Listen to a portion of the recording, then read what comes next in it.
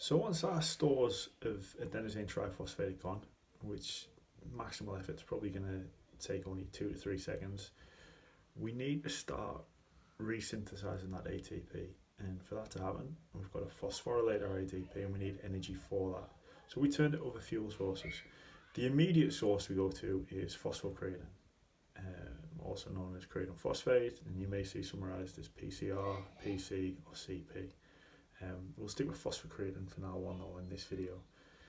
So, phosphocreatine is a relatively simple molecule. One creatine, one phosphate with high energy bond in between. So as we know, because there's a bond there, that means there is a store of energy. So in order to release that energy, we break the bond. The phosphate and the creatine are separated, energy is released, and that energy can then be used to phosphorylate ATP. Okay, add a phosphate onto ADP, diphosphate, meaning 2, turn it back into triphosphate, which gives us 3. We call this a coupled reaction because for every one creatine phosphate broken down, one ATP can be rebuilt. This all happens in the sarcoplasm of the muscle. It's the jelly-like fluid surrounding the individual muscle fibers. The phosphocreatine stored there. The ATP is near enough broken down there, well, within the muscle fibers. So we've got a very, very close supply of energy that can be broken down very simple. So capable of giving us almost immediate replenishment of adenosine triphosphate, which means we can continue high intensity exercise. The downside being supplies of creatine phosphate are limited.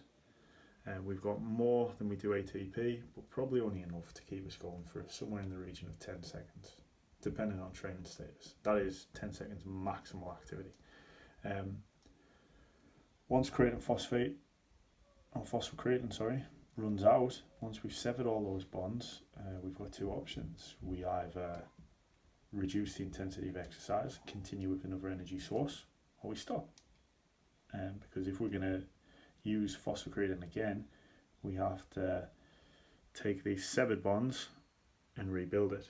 And just like we did with ATP, if we're going to rebuild a bond, we've got to put energy in. So that probably means we're going to have to get that energy from aerobic sources, which means we need to be resting. The good news with phosphocreatine is we can replenish those stores fairly quickly. So within this first 30 seconds to a minute, we're probably going to get 70 to 80% of our phosphocreatine stores back. And somewhere in the region of 5 minutes plus, we should have 100% of our phosphocreatine back. So that means maximal activity for periods of 10 seconds or less can be replicated with minimal or no fatigue as long as we rest for up to 5 minutes. And we see that all the time in training purposes. So if we do vertical jump test, we rest for 3 to 5 minutes in between. If we do a short sprint, we rest for 3 to 5 minutes because those systems are relying entirely on phosphocreatine to store that energy.